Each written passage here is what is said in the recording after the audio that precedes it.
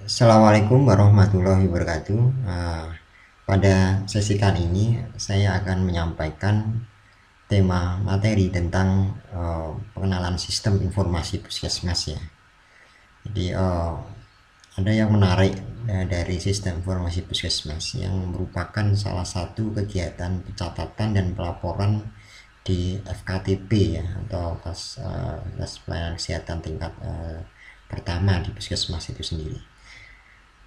Sebelumnya perlu kita pahami bahwa istilah-istilah pencatatan dan pelaporan di puskesmas itu kan ada banyak varian ya. Mulai dari kita mengenal istilah pertama adalah SP3, Sistem Pencatatan Pelaporan Puskesmas. Ada juga istilah SP2TP ya, Sistem Pencatatan Pelaporan Terpadu Puskesmas. Kemudian berkembang di era digital yaitu SIMPUS ya, Sistem Informasi Manajemen Puskesmas, yang sebenarnya sampai saat ini banyak aplikasi pencatatan pelaporan puskesmas sering kita sebut sebagai SIMPUS ya. Kemudian yang keempat adalah SIP, Sistem Informasi Puskesmas itu sendiri. Dan SIP ini merupakan istilah atau penyebutan resmi yang memang sesuai dengan Permenkes 2014 tentang puskesmas, kemudian dipertegas lagi dalam implementasinya yaitu PMK 31 tahun 2019 tentang bagaimana operasional atau penyelenggaraan SIP itu sendiri. Nah, kalau kita lihat sebenarnya ada beberapa revisi istilah ya, dari SP2TP, kemudian SP3, SIMPUS, dan pada akhirnya ada SIP itu sendiri. Kalau kita lihat dulu itu ada kita sebut sebagai pra SP2TP. Jadi yang penting segala pelaporan kegiatan puskesmas operasionalnya yang saat itu dilakukan secara manual itu kita sebut sebagai pencatatan pelaporan di puskesmas. Kemudian muncul SP2TP melalui keputusan Menteri Kesehatan nomor 63 tahun 81. Situ ditetapkan bahwa ada payung atau dasar hukum implementasi dari SP2TP. Kemudian SP2TP atau SIMPUS diterapkan pada keputusan Dirjen Binkesmas tahun 96, karena saat itu sudah mulai ada pencatatan pelaporan berbasis elektronik ya, sehingga dikembangkan dengan menggunakan istilah SIMPUS. Kemudian ada istilah SP3 ya, dari keputusan atau Pusdatin ya, dan ini hanya digunakan di area Jawa Barat dan sekitarnya. Tahun 94 mengenal istilah SP3, Sistem Pencatatan Pelaporan Puskesmas. Kemudian banyak permasalahan yang timbul ya, mulai dari data-data antar puskesmas yang berbeda, format yang digunakan tidak sama, kemudian banyak freak di beberapa wilayah ya terkait pelaporan dan juga implementasi SP2TP atau SIMPUS itu sendiri. Kemudian juga muncul perkembangan adanya dulu Sikda generik awal tahun 2000-an, kemudian juga banyak beberapa puskesmas yang menggunakan template-template pelaporan yang berbeda, sehingga sesuai PMK tahun 2014 yaitu tentang puskesmas itu sudah ada revisi penyebutan istilah SP2TP menuju SIP. Ini kalau Anda baca Permen Puskesmas tahun 2014 itu dikatakan beberapa komponen yang sudah sama dengan Permenkes 2019 tentang SIP itu sendiri, meskipun dia memang secara umum ya membahas tentang puskesmas dan pelaporan. Nah, kemudian baru tahun 2019 itu dilakukan atau diterbitkan implementasi SIP secara operasional ya, melalui PMK nomor 31 tahun 2019. Ini sudah jelas ditetapkan bagaimana implementasi dari SIP itu sendiri.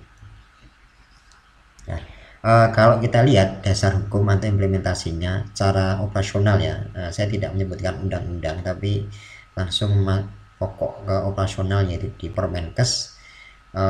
Itu kita bisa merujuk pada Permen tahun 2014 nomor 75 tentang puskesmas.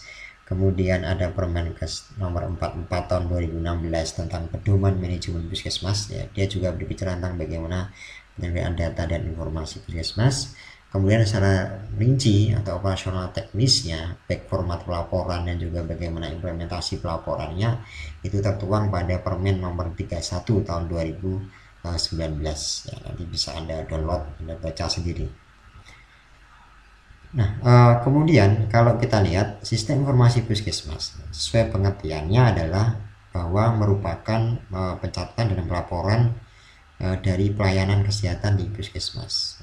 Kalau kita lihat pengertiannya sesuai dengan PMK nomor 75 tahun 2014 bahwa merupakan pelayanan kesehatan adalah upaya yang diberikan oleh puskesmas kepada masyarakat mencakup perencanaan, pelaksanaan, evaluasi, pencatatan dan pelaporan yang dituangkan dalam suatu sistem. Di sini dia sudah menyebut tentang bagaimana pelayanan kesehatan di puskesmas itu tidak hanya concern kepada pasien, tapi dia juga mencakup pada perencanaan, pelaksanaan, evaluasi dan dipertegas di sini pencatatan dan pelaporan yang dituangkan dalam sebuah sistem. Kemudian dalam Permen SIP PMK 31 2019 disebutkan bahwa sistem informasi puskesmas adalah suatu tatanan yang menyediakan informasi untuk membantu proses pengambilan keputusan dalam melaksanakan manajemen puskesmas. Artinya memang ini sudah lebih spesifik bagaimana SIP itu adalah sebuah tatanan untuk menyediakan sebuah informasi ya, khususnya untuk pengambilan sebuah keputusan ya. Nah, kemudian kalau kita lihat dalam PMK uh, 2000 ini PMK nomor 31 ya tahun 2019 disebutkan bahwa setiap puskesmas wajib melaksanakan kegiatan SIP. Kemudian sistem informasi puskesmas dapat diselenggarakan secara elektronik ataupun non elektronik. Nah, kalau kita lihat unsur sistem informasi puskesmas berdasarkan PMK nomor 31 itu ada 5. Pertama adalah pencatatan dan pelaporan keuangan puskesmas dan jejaringnya. Kemudian ada survei lapangan, ada laporan lintas sektor terkait. Ini salah contohnya adalah misal Posyandu, Pospindu, kemudian UKS dan seterusnya itu masuk di sini. Kemudian laporan jejaring puskesmas di wilayah kerjanya ya. Ini jejaring puskesmas. Ini kebalik yang tadi Posyandu, Pospindu, kemudian UKS itu di sini. Nah, kemudian lintas sektor ini ya seperti kegiatan dia dengan klinik, kemudian rumah sakit, dokter praktek dan seterusnya. Kemudian yang terakhir adalah pencatatan dan pelaporan kegiatan puskesmas ya. Kalau tadi fokus ke keuangan, yang pertama yang ini adalah kegiatan operasional menyeluruh beserta juga dengan jejaringnya. Kemudian lingkup pencatatan SIP ya sesuai dengan PMK nomor 31 tahun 2019 itu yang pertama ada data dasar puskesmas, itu meliputi adanya identitas puskesmas, kemudian adanya wilayah kerja puskesmas, adanya sumber daya puskesmas dan sasaran program. Nah, kalau kita lihat laporan data dasar ini ya pertama meliputi tentang bagaimana identitas puskesmas ya, mulai dari tahun berdiri, visi misi, kemudian fasilitas yang ada dan seterusnya. Kemudian B itu menceritakan tentang bagaimana kondisi geografik dan juga sosio kultur masyarakat yang ada di puskesmas. Kemudian menceritakan tentang wilayah kerja puskesmas itu sendiri ya. Kemudian sumber daya puskesmas itu menceritakan tentang bagaimana sumber daya yang dimiliki oleh puskesmas ya, baik peralatan, kemudian human resource-nya, dan yang terakhir adalah sasaran program-program yang capai di puskesmas tersebut. Kemudian yang berikutnya ada data programnya, bagaimana kegiatan upaya kesehatan masyarakat esensial itu dilakukan, kemudian upaya kesehatan masyarakat dalam konteks pengembangan, kemudian upaya kesehatan perseorangan atau UKP, dan program-program lainnya nanti dijabarkan dalam bentuk pencatatan atau form pencatatan di situ. Nah, kemudian lingkup laporan PMK nomor 31 ini juga mencakup ada 4 aspek ya. Pertama ada laporan data dasar, ini sama seperti tadi ya, pencatatan. Kemudian ada laporan data program secara rutin, ada laporan yang dikirimkan mingguan, ada laporan bulanan dan laporan tahunan. Kemudian laporan data program yang tidak rutin itu mencakup tentang KLB ya, jika ada kejadian-kejadian luar biasa apa dan seterusnya itu masuk ke kegiatan tidak rutin ya. Dan laporan-laporan khusus ya, ini laporan khusus dijelaskan di sini meliputi surveillance sentinel dan laporan untuk kebutuhan tertentu ya. Ini sifatnya adalah tidak rutin ya, artinya dia memang laporannya dilaksanakan berdasar pada kejadian tertentu yang memang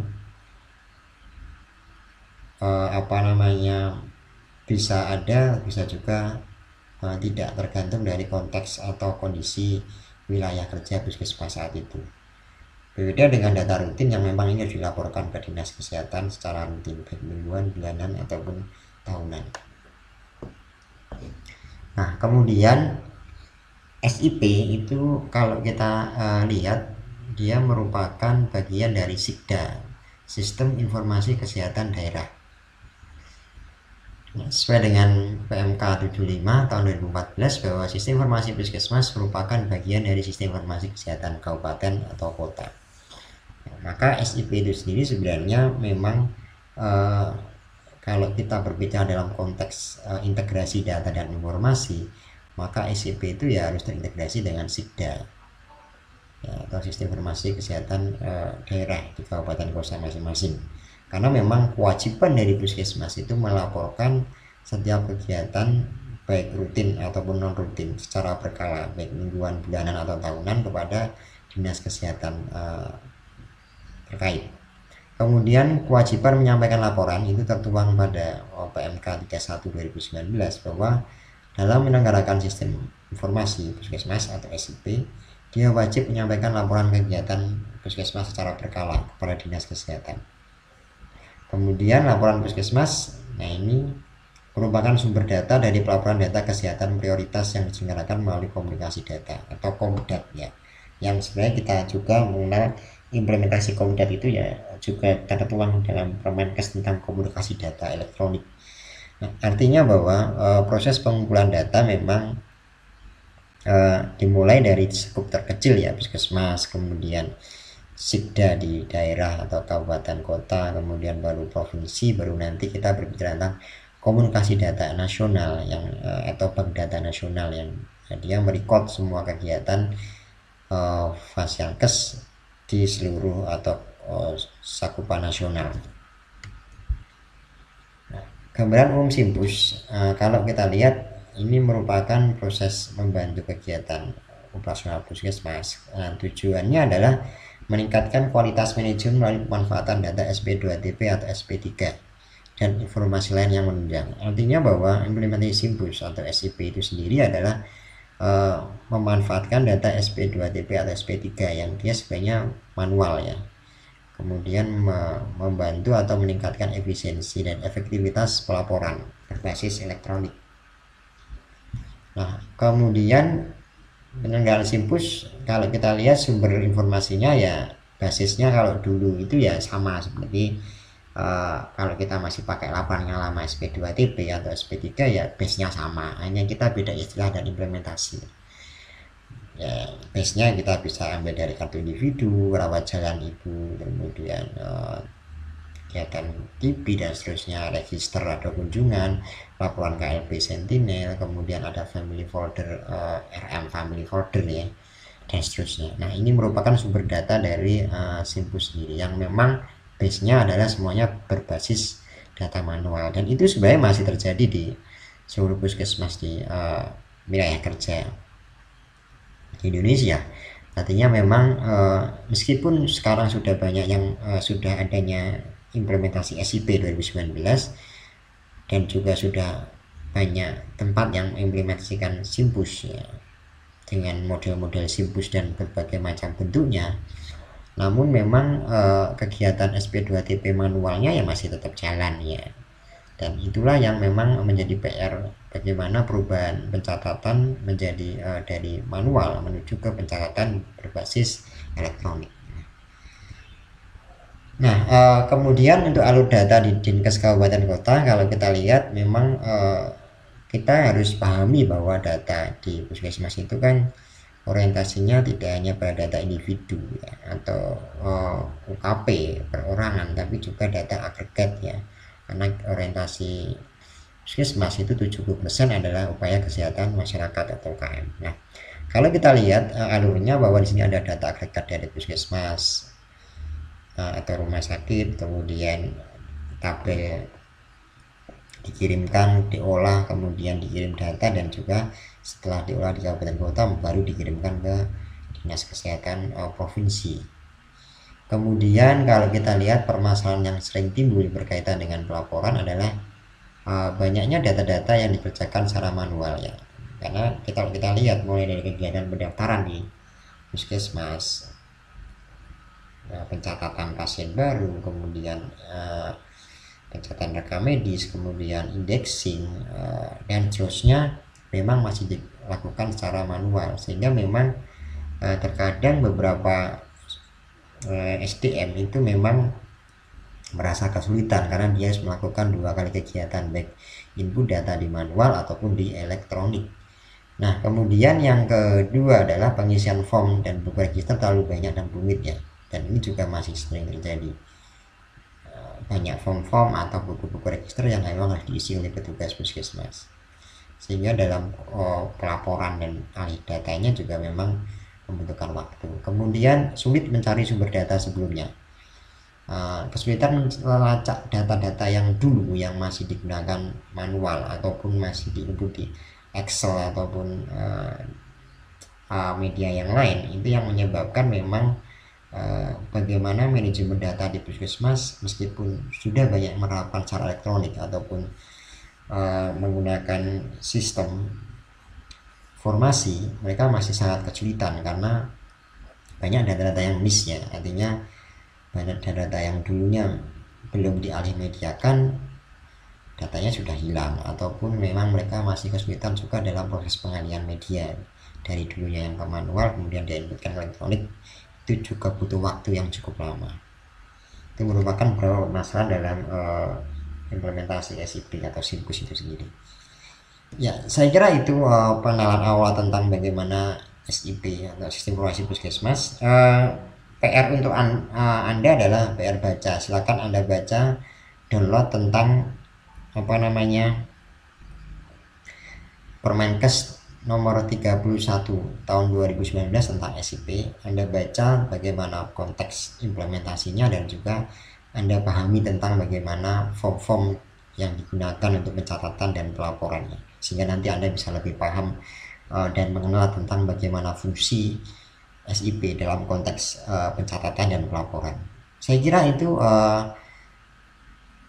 silakan nanti tugas bacanya dilakukan dan Anda baca sendiri dan pelajari sendiri tentang PMK nomor 31 tahun 2019. Kurang lebihnya mohon maaf. Wassalamualaikum warahmatullahi wabarakatuh.